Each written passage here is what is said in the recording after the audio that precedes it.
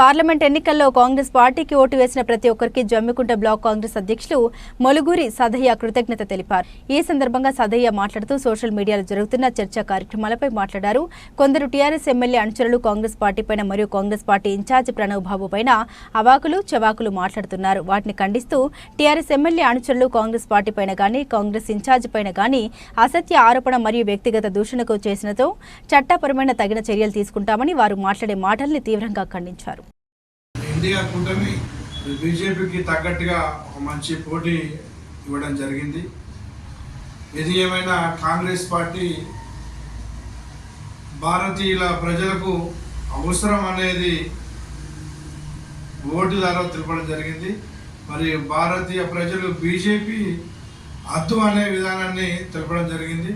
మరి స్థానికంగా హుజురాబాద్ మరి కరీంనగర్ పార్లమెంటు పరిధిలో మరి కాంగ్రెస్ పార్టీకి ఓటు వేసిన హుజురాబాద్లో అసెంబ్లీ సెగ్మెంట్ పరిధిలో మరి కాంగ్రెస్ పార్టీ 2వ స్థానంకు రావడం జరిగింది. మరి ఎమ్మెల్యేగా గెలిచిన టీఆర్ఎస్ 3వ స్థానం దక్కించుకోవడం జరిగింది. మరి ఏది ఏమైనా ప్రజల అభిప్రాయాన్ని ఓటు ద్వారా తెలపడం జరిగింది. మరి ఆ విషయాన్ని మేము కాంగ్రెస్ పార్టీ ఓటు వేసిన ప్రజల మనోభావాలు కానీ వారు వేసే పద్ధతి కానీ వాళ్ళు ఇచ్చిన స్థానాన్ని మేము గౌరవిస్తూ ఉన్నాం.